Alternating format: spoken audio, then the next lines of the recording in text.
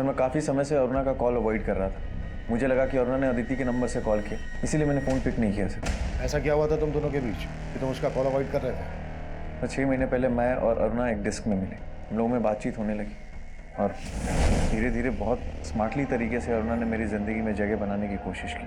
फिर हम साथ रहने लगे और धीरे धीरे एक दूसरे के करीब आ गए। और फिर एक दिन।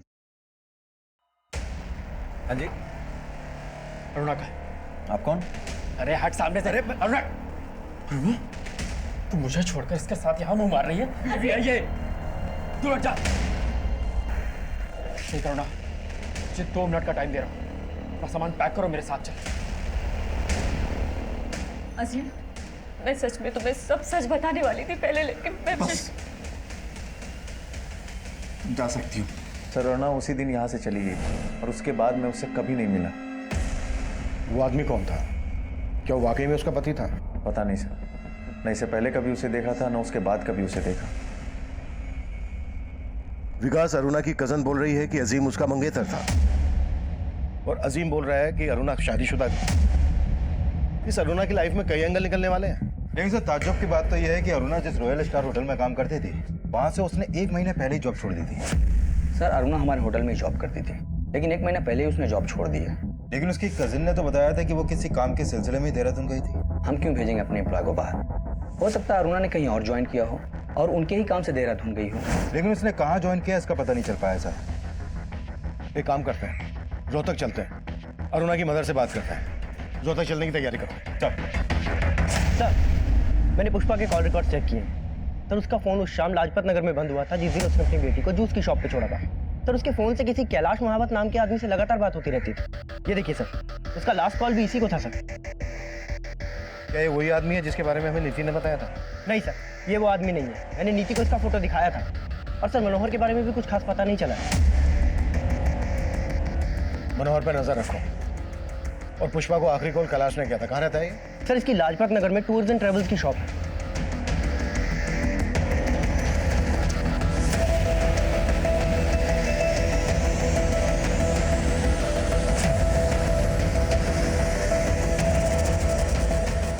सर ट्रैवल एजेंसी के साथ साथ मैं बीसी भी चलाता हूँ और पुष्पा हमारी उस बीसी की मेंबर थी। बीसी क्या? बीसी मतलब कमेटी सर। जो मेंबर्स होते हैं उनसे थोड़ा थोड़ा पैसा इकट्ठा किया जाता है और फिर महीने के आखिर में जिसके नाम की पर्ची खुलती है उसे वो पैसा दे दिया जाता है। 7 अगस्त की शाम को पुष्पा को तुमने फोन क्यों किया था? 7 सर, उसकी बीसी लगी थी ना इस महीने 5 लाख की, तो सभी मेंबर से पैसा इकट्ठा करके उसे पैसा देने के लिए बुलाया था। पुष्पा पूरे 5 लाख रुपए हैं, बार बार गिनने की जरूरत नहीं है। लो जूस आ गया, जूस पियो पहले।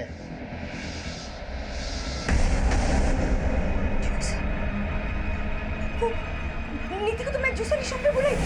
जैसे ही याद आया तो यहाँ से पैसे लेके तुरंत निकल गई। लेकिन वो तो वहां पहुंची नहीं थी। कुछ छुपा तो नहीं रहे हो ना हमसे? नहीं सर, मैं छुपाऊंगा क्यों? जो हुआ था वही आपको बताया। जैसा कि कैलाश कह रहा है कि पुष्पा यहाँ से 5 लाख रुपए लेकर निकली थी, कहीं ऐसा तो नहीं है कि पुष्पा के गायब होने की वजह इन 5 लाख रुपए से जुड़ी है? सर मैं एक काम करता हूँ, इस दुकान से लेकर उस जूस शॉप तक के रास्ते में जितने भी सीसीटीवी हैं सबको स्कैन करवाता हूँ, शायद वहाँ से कोई लीड मिले। और कैलाश के बारे में भी पता करो। हो सकता है मनोहर और कैलाश का कोई कनेक्शन हो। पुष्पा के कॉल रिकॉर्ड्स में मौजूद हर नंबर की प्रोफाइलिंग करो, शायद वहाँ से हमें वो नंबर मिल जाए जो उस आदमी से कनेक्टेड हो जिसके बारे में नीति ने हमें बताया।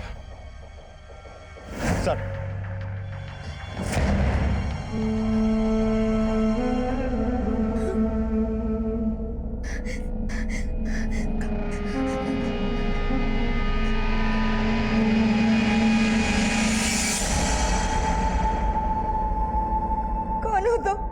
तो अब तेरी याददाश्त भी चली गई। मुझे यहाँ क्यों लाए हो तो? याद करूं, बिना वजह तो लाया नहीं। मुझे जाने दो, मेरी बेटी मेरा इंतजार कर रही होगी। जाने दूंगा, लेकिन इसके लिए पैसा लगेगा। मेरे पास कोई पैसा।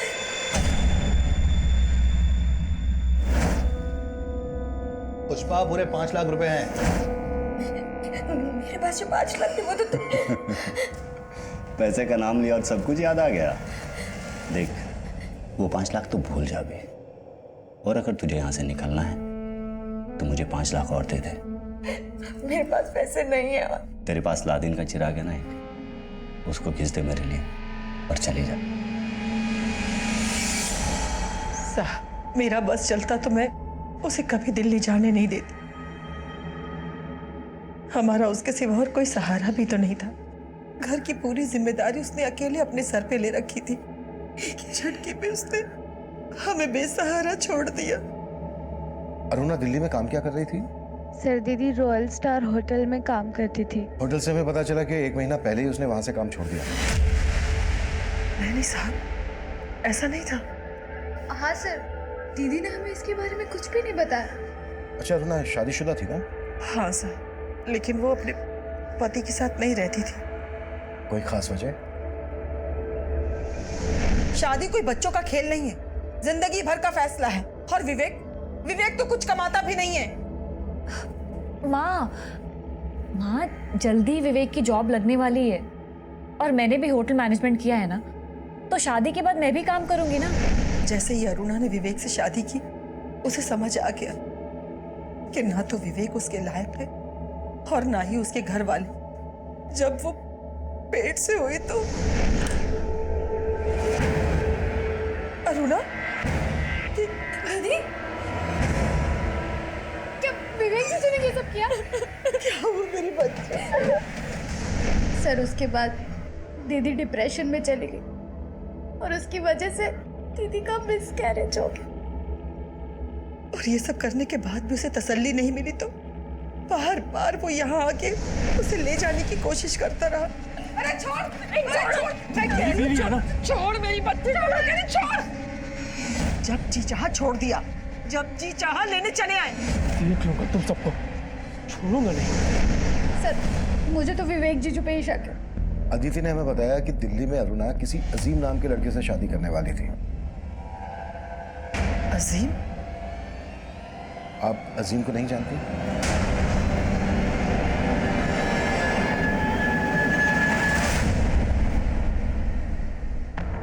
हेलो लॉकी, पैसों का इंतजाम हो गया? हाँ इंतजाम हो गए। अब कहाँ है? मैं वहाँ आ जाता हूँ। मैं नहीं, मैं तुझसे नहीं मिलूंगी। तू एक काम कर, पैसे लेके गोविंद मार्ग पर पहुंच। वहां सोनू नाम का लड़का तुझे फोन करेगा और तुझसे मिलेगा। तू उसे 5 लाख रुपए दे देना। देखो अब मैंने तुम्हारे पैसों का इंतजाम कर दिया। प्लीज मुझे जाने दो, मेरी बेटी मेरा इंतजार कर रही होगी। पहले पैसा मिलने दे, फिर तुझे छोड़ने के बारे में सोचूंगा।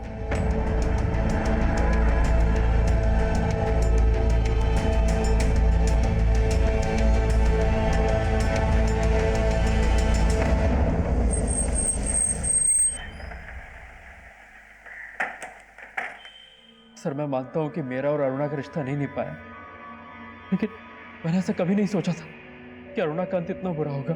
और इस बुरे अंत के लिए अरुणा के घर वाले तुम्हें जिम्मेदार ठहरा रहे हैं।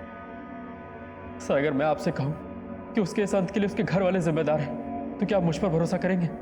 जो भी है तुम साफ साफ बोल दो। विवेक नाश्ता रेडी है और मैंने लंच भी रेडी कर दिया है। हाँ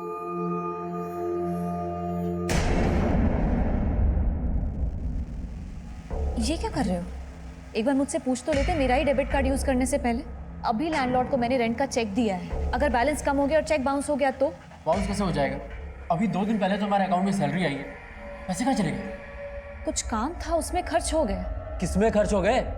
विवेक जरूरी नहीं है कि मैं हर काम तुमसे पूछ के करूँ। हाँ तो बताने में प्रॉब्लम क्या है? तुम अच्छे से जानते हो कि मैं प्रेग्नेंट हूँ, जॉब कर रही हूँ, उस घर का रेंट दे रही हूँ, खर्चा चला रही हूँ यहाँ का। और तुम अभी कुछ महीने बाद में हॉस्पिटलाइज हो जाऊंगी, तब क्या करोगे तुम? इसलिए बेहतर होगा कि अपना लेक्चर बंद करके ना तुम बाहर जाओ, कुछ काम ढूंढो और काम करो। सर अरुणा का घर छोड़ के जाना एक बहाना था, पर उसने अपने मिसकैरेज के लिए भी मुझे ही जिम्मेदार ठहराया। तो सच तो ये कि उसे बच्चा चाहिए ही नहीं था। मतलब तेरे पास कई वजह थी अरुणा पर गुस्सा निकालने के लिए, और जैसे ही तुझे पता चला कि वो तुझे छोड़कर अजीम से शादी करने वाली है, तेरा खून खोल उठा और तूने... नहीं सर, मैंने ऐसा कुछ नहीं किया है। कुछ नहीं किया है तो 1 महीना पहले अजीम के घर से कहाँ लेकर गया था तू अरुणा को? सर मैं गया था उसे लेने, लेकिन वो मेरे साथ आने के लिए तैयार नहीं हुई। सर के बाद में अरुणा से कभी नहीं मिला।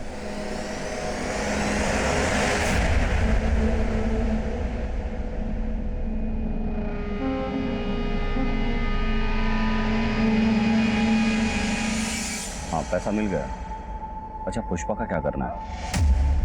पुष्पा तब कहाँ थी इसकी हमें कोई लीड नहीं मिल रही थी, लेकिन पुष्पा के कॉल रिकॉर्ड से उस आदमी के बारे में हमें कुछ पता नहीं चल रहा था। साजिश करने वाला कोई और ही था। वहीं अरुणा के केस में अरुणा का दोस्त अजीम, अरुणा का पति विवेक और होटल रॉयल स्टार का मैनेजर रोहित हमारे प्राइम सस्पेक्ट थे। अजीम और रोहित दिल्ली में रहते थे, विवेक रोहतक में रहता था और अरुणा की लाश मिली थी हमें देहरादून में। अरुणा का गैंग रेप किन्होंने किया होगा, उसका मर्डर किस मकसद से किया गया होगा, यह पहेली तब हमारे लिए और जटिल बनने वाली थी। सर, मैंने अरुणा के कॉल रिकॉर्ड स्टडी किए।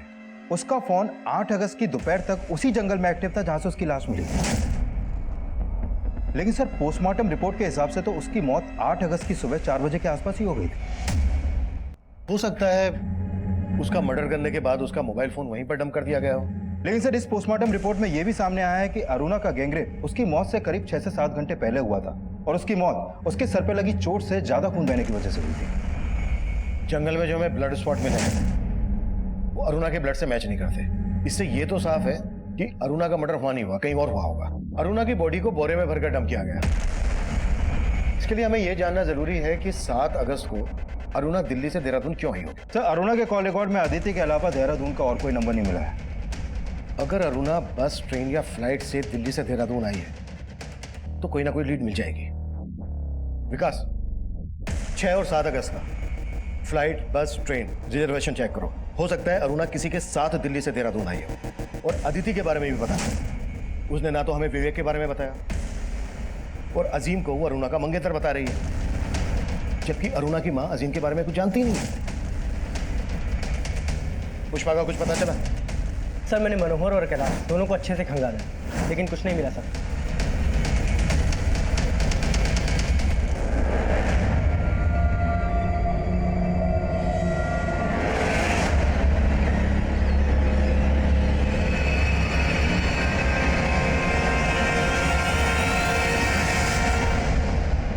सर, ये अरुणा 7 अगस्त की शाम को ट्रेन से देहरादून आई थी और उस टिकट के PNR नंबर में सिर्फ अरुणा ही अकेली पैसेंजर थी।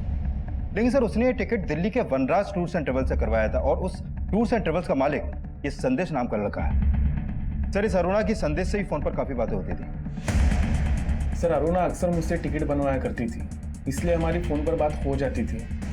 ऐसे कितने टिकट करवाती थी जो इतने फोन करती थी?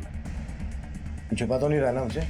नहीं सर, लेकिन हाँ सर, वो अक्सर दिल्ली से बाहर जाते रहती थी। सर, संदेश का कहना सही है। मैंने चेक किया, ये अरुणा मोस्टली हर वीकेंड पे इंडिया के अलग अलग स्टेट में ट्रेन और फ्लाइट से ट्रेवल करती थी।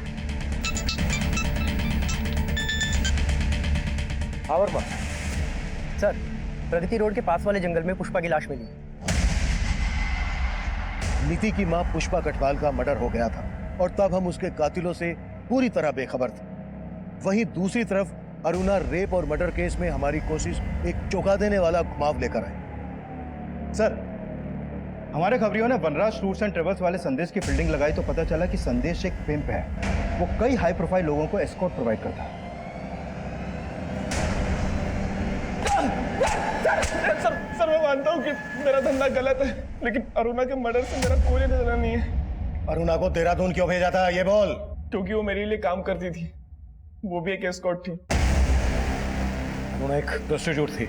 हाँ सर, वो सिर्फ नाम के लिए रॉयल स्टार होटल में काम करती थी और उस होटल का जो मैनेजर है रोहित, वो भी मेरे धंधे में इन्वॉल्व है। सर, अरुणा अपने क्लाइंट के साथ मेरे होटल आया करती थी, उसे वो क्लाइंट संदेश ही दिलवाता था। इसके अलावा मेरा कुछ लेना देना नहीं है सर।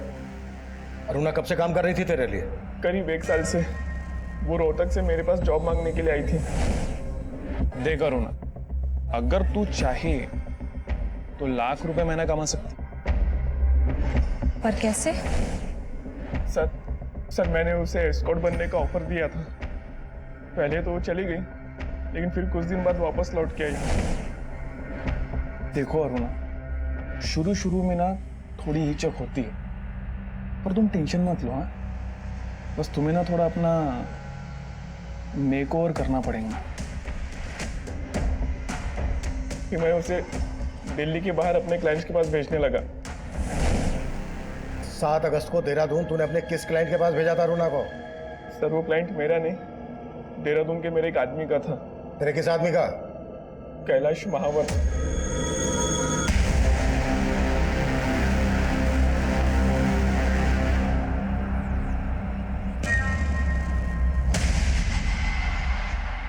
ये सोनू है, कैलाश के लिए काम करता है। और सर ये वही आदमी है जिसके बारे में नीति ने हमें बताया था, जिसका पुष्पा से झगड़ा हुआ था। व्हाट? पुष्पा के मर्डर का कनेक्शन भी इस कैलाश से जुड़ा है? हमने कैलाश और सोनू को ढूंढने के लिए अपना खबरी नेटवर्क एक्टिव कर दिया और हमारे खबरियों ने हमें उन तक पहुंचा दिया।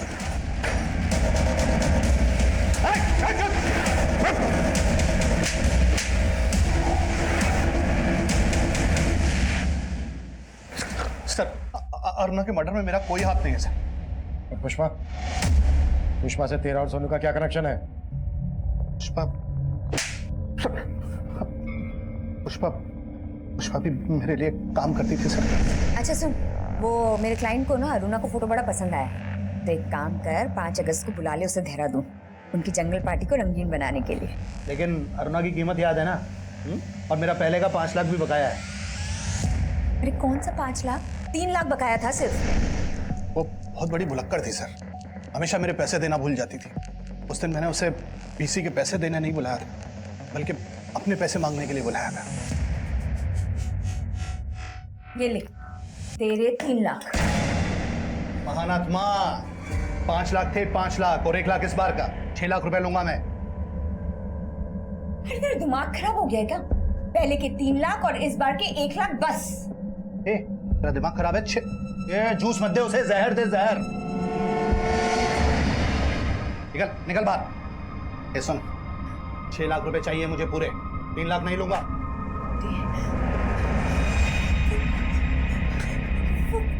वो नीति को तो मैं जूस शॉप पे बुलाई। एक मिनट, ये होशियारी किसी और को बताना समझी? 6 लाख लिए बिना जाने नहीं दूंगा यहाँ से। उस दिन वो गलती से गिरी और बेहोश हो गई। मैंने उसकी मरहम पट्टी कराई थी सर, और उसके बाद उसे गुलमोहर पार्क वाले घर में बंद कर दिया। फिर पता चला सर कि आपने उसकी बेटी को ढूंढ लिया है, और मैं उसे छोड़ नहीं सकता था सर। मुझे मेरे पैसे वसूलने थे सर। पुष्पा ने भी मेरे कहने पर लॉकी को ब्लैकमेल किया और उससे 5 लाख रुपए मंगवाए।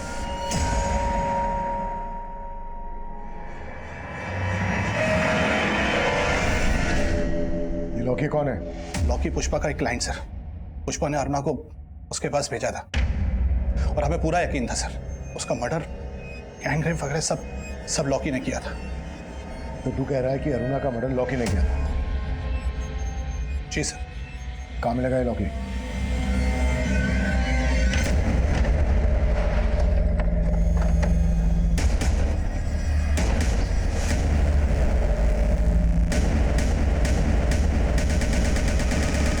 सर लॉकी का घर भी बंद है और फोन भी। इस लॉकी की कुंडली निकालो, इसके हर रिश्तेदार दोस्त सबसे मिलो, कैसे भी करके लॉकी मुझे अंदर चाहिए, वो भी जल्दी। सर आपका अंदाजा सही हो सकता है कि अरुणा की माँ को उसके प्रोस्टिट्यूशन के काम के बारे में मालूम था, क्योंकि सर 3 महीने पहले तक अरुणा का रोहतक वाला घर गिरवी था और अरुणा ने 10 लाख रुपए देकर वो घर छुड़वाया था। और सर ये संदेश भी रोहतक का ही रहने वाला है। और सर अरुणा के आस पड़ोस के लोगों को भी शक है कि अरुणा प्रोस्टिट्यूशन के काम से जुड़ी हुई थी। आप ही ने अरुणा को दिल्ली संदेश से मिलने के लिए भेजा था, और संदेश भी यहीं रोहतक का रहने वाला है।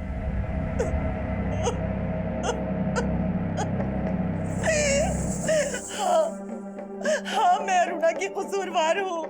क्या करती मैं? उसके बाप के जाने के बाद घर में खाने के भी पैसे नहीं थे, ये घर गिरवी रखना पड़ा मुझे। और अरुणा विवेक से शादी करके विवेक के लिए कमाने लगी, और इसी लालच में आपने अरुणा को विवेक से अलग कर दिया। कहीं ऐसा तो नहीं है कि अरुणा अजीम से शादी करना चाहती थी, ये बात आपको रास नहीं आई और आप ही ने अरुणा को? नहीं साहब नहीं, मैं बुरी जरूर हूँ, लेकिन इतनी भी बुरी नहीं।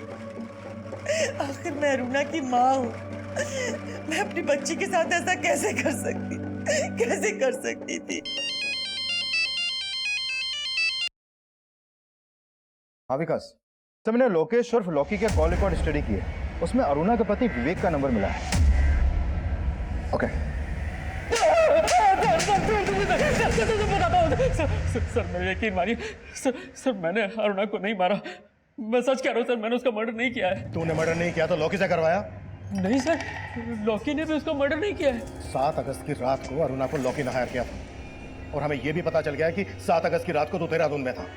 सर ये सच है कि उस दिन मैं देहरादून गया था, क्योंकि मुझे छोड़ने के बाद सर अरुणा और उसकी दोनों पैसे के लालच में अंधे हो गए थे। सर मुझसे यही बात बर्दाश्त नहीं हुई, मैं उससे मिलकर अपनी भड़ास निकालना चाहता था, पर सर उसने मुझसे मिलने तक से मना कर दिया, इसलिए मैंने उसको लॉकी के थ्रू हायर किया सर।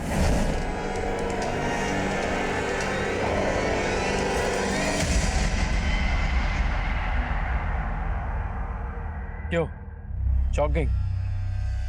पर मुझे तो छोड़ चुकी है तू, मेरी बीवी तो रही नहीं, प्रोस्टिट्यूट है ना, और आज हम सब तेरे कस्टमर्स। विवेक तुम एक चुप चुप, आज तू नहीं सिर्फ मैं बोलूंगा। अपनी माँ के चलते छोड़ा था ना मुझे, देख क्या बना दिया है तुझे। विवेक मैं जानती हूँ मेरे पास तुम्हारे किसी भी सवाल का कोई जवाब नहीं है। ए, चलो रे, हो गई हमारी बातचीत, जो काम करने आए हो ना वो काम करो। विवेक तुम ये क्या कर रहे हो विवेक? अरे विवेक क्या हुआ मुझे?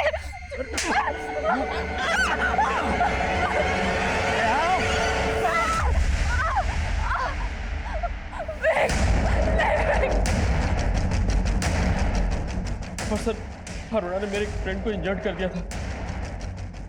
सर मैं सच कह रहा हूँ सर, सर मैंने अरुणा को नहीं मारा है। तू ऐसे नहीं बोलेगा ना। बोल, लॉकी और बाकी के दोस्त कहाँ हैं तेरे?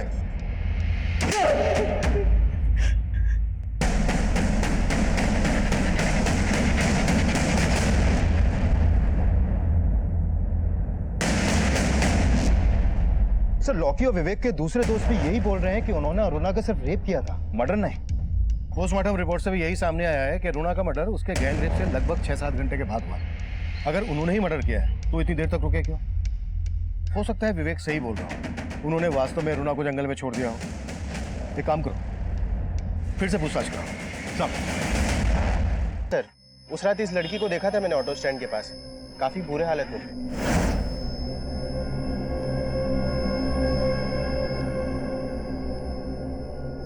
सर तब वो वहां से एक ऑटो से निकल गई। हाँ साहब, उस रात ये लड़की मेरे ऑटो में बैठी थी, उसके साथ कुछ तो गलत हुआ है साहब, उसकी हालत ठीक नहीं थी। कहाँ छोड़ा था इस लड़की को, बता सकते हो? सर मैंने उस लड़की को यहीं उतारा था और वो इसी बिल्डिंग में गई थी।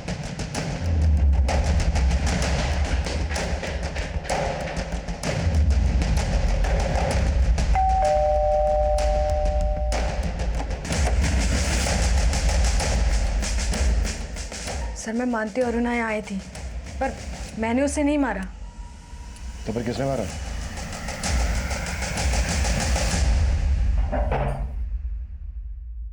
हो जाओ शुरू। हेलो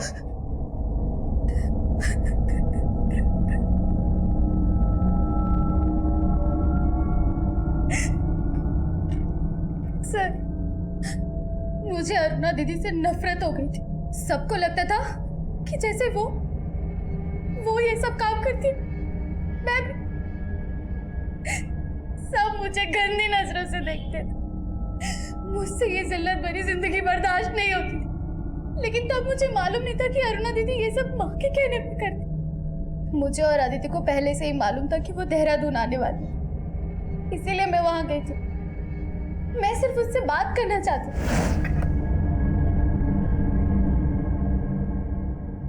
अरुणा,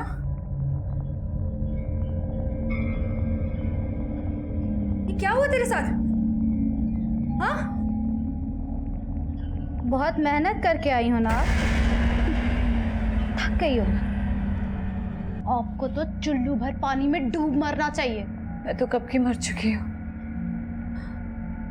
और आज विवेक ने मुझे पूरी तरह से खत्म कर दिया। लेकिन सिर्फ विवेक ही नहीं,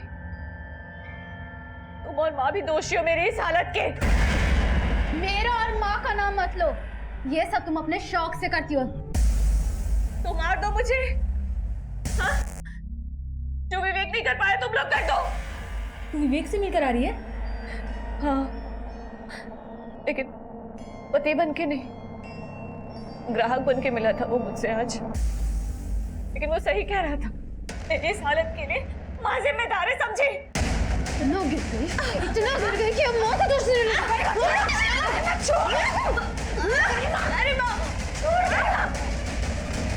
अदिति ने कहा कि अगर हमने दीदी की लाश डंप नहीं की तो हम दोनों फंस जाएंगे। सर मुझे पता था उस रात अरुणा जंगल पार्टी में कहाँ से आई है। उसने बोला कि विवेक ने उसका रेप किया है, तो हमने सोचा उसकी बॉडी वहीं डंप कर देते हैं, इसलिए मैंने अपने फ्रेंड से उसकी कार बोरो की।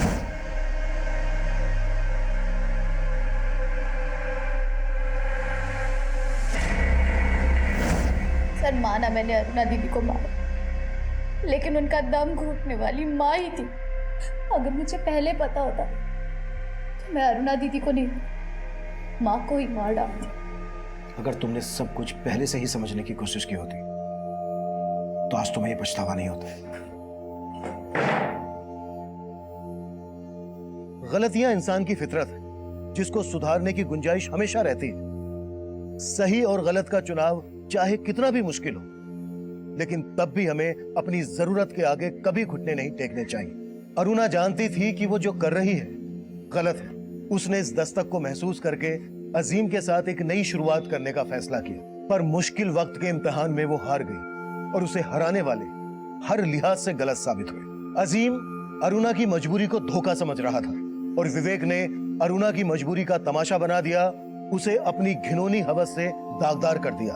अरुणा की माँ अरुणा की मजबूरी से अपना स्वार्थ पूरा कर रही थी और गरिमा ऐसी गलतफहमी का शिकार हुई कि उसने अरुणा का मर्डर कर दिया।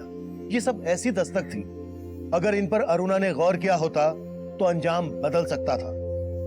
अब मैं सीनियर इंस्पेक्टर अभिमन्यु जिंदल आप लोगों से विदा लेता हूं। आपसे फिर मुलाकात होगी एक नए केस के साथ। देखते रहिए क्राइम पेट्रोल दस्तक। मकसद बताना नहीं, बचाना है। नीति बेटा, तूने मेरा फोन देखा? वो तो ना बब्बी। नहीं, वो नहीं, नया वाला। पता नहीं मैंने कहाँ रख दिया। अभी अब थोड़ी देर पहले बाहर से आई थी, कहीं भूल तो नहीं आई? मैं बाहर क्यों गई थी? विमला आंटी के यहाँ। मुझे तो कुछ याद ही नहीं आ रहा है।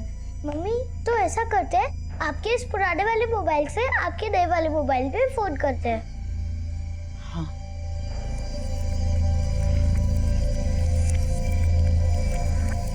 कोई फोन ही नहीं उठा रहा।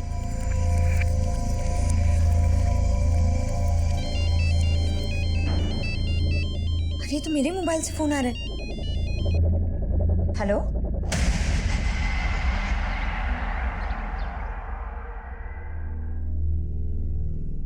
भैया इसको एक गिलास जूस देना। हेलो, कहाँ हैं आप? जी आप कौन? आपका मोबाइल खो गया था, वो मुझे मिला था और उसी के लिए आप मुझसे वसंत मार्केट मिलने आने वाली थी। हाँ ठीक है भैया, आती हूँ। चल बेटा। अरे तूने अभी तक जूस फिनिश नहीं किया। भैया आप जरा इसका ध्यान रखेंगे? बस मैं 2 मिनट में आ रही हूँ, ध्यान रखिएगा इसका। बेटा मैं आती हूँ। हाँ, देख ली मैंने ब्लू कार, मैं आ रही हूँ।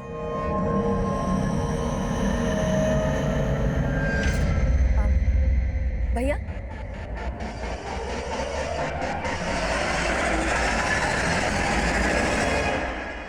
बेटा तुम्हारी मम्मी 2 मिनट बोल कर गई थी, 2 घंटे हो गए, अब तक आई नहीं। कहीं गई क्या? मालूम नहीं, मैं ढूंढ के आऊं। मगर मेरे पैसे? पैसे तो नहीं है मेरे पास।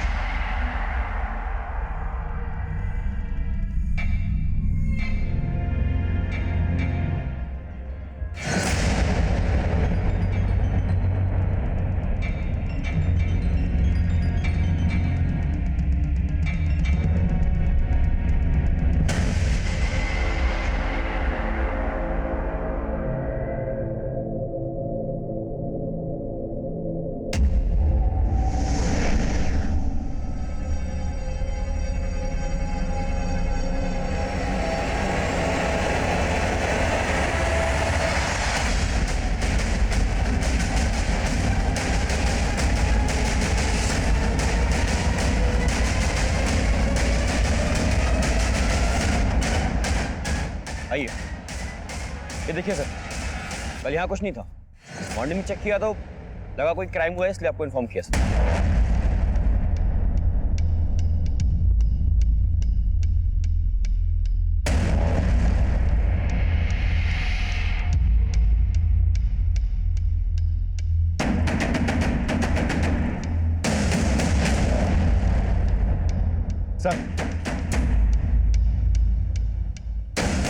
किसी फीमेल का कपड़ा लग रहा है, किसी लड़की के फटे हुए कपड़े, खून के धब्बे।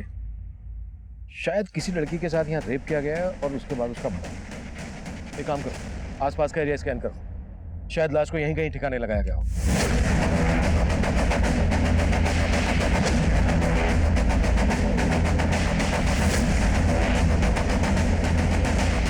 सर, फिलहाल इस लेडीज फुटवेयर और फटे हुए कपड़े के अलावा यहाँ पर कुछ नहीं मिला है। जंगल काफी बड़ा है, छानबीन जारी है। यहाँ से 10 किलोमीटर के रेडियस में कोई रिहायशी इलाका नहीं है। एक काम करो, आसपास के पुलिस स्टेशन से पता करो, शायद किसी पुलिस स्टेशन में किसी औरत की गुमशुदगी की रिपोर्ट फाइल हुई है। नमस्कार, मैं senior inspector Abhimanyu Jindal, crime petrol Dastak में आप सभी का स्वागत करता हूं। आजकल अक्सर हम ऐसा महसूस करते हैं कि रिश्ते आपसी भरोसे से ज्यादा इस बात पर निर्भर करते हैं कि उस रिश्ते से रिश्ता रखने वाले को कितना और कैसा फायदा। स्वार्थ और लालच से चरमराते रिश्ते कई बार अपराध को दस्तक देते हैं। ये केस भी ऐसे ही रिश्तों के साइड इफेक्ट से जुड़ा था, जिसमें कई बड़े अपराधों की दस्तक थी। तब हमें एक सुनसान जगह पर कई ऐसे सबूत मिले जो किसी लड़की के साथ रेप और मर्डर का अंदेशा दे रहे थे, पर हमें कोई लाश नहीं मिली। तब हमें लग रहा था कि शायद हमारा अंदाजा गलत हो, लेकिन तभी एक और केस हमारे सामने आया।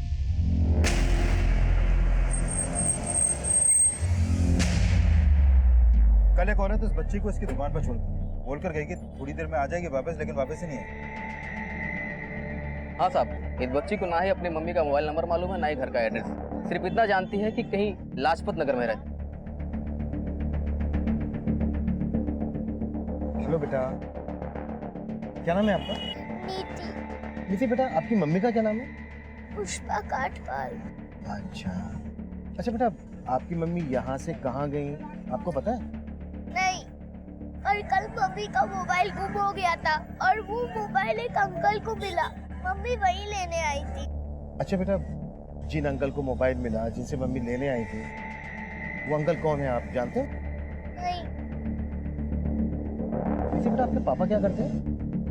पापा नहीं है। विकास, इस एरिया के सीसीटीवी चेक करो, शायद इस बच्चे की माँ किसी आदमी के साथ जाते हुए कैप्चर हुई हो। और यहाँ का डंप डेटा भी निकलवाओ और उसमें से एक्टिव पुष्पा का नंबर निकालो ताकि हम उसके एड्रेस तक पहुँच सकें। रंजना, जब तक इस बच्चे की माँ नहीं मिल जाती है, इसके रहने का बंदोबस्त करो और इसको कुछ खिलाओ पिलाओ। वो क्यों? जी सर।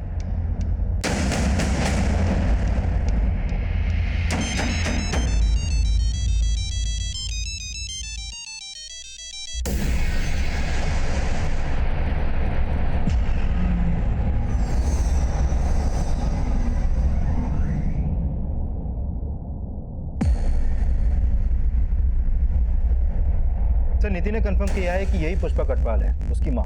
सर, इस मार्केट में इस आदमी के साथ एक सीसीटीवी में कैप्चर हुई थी।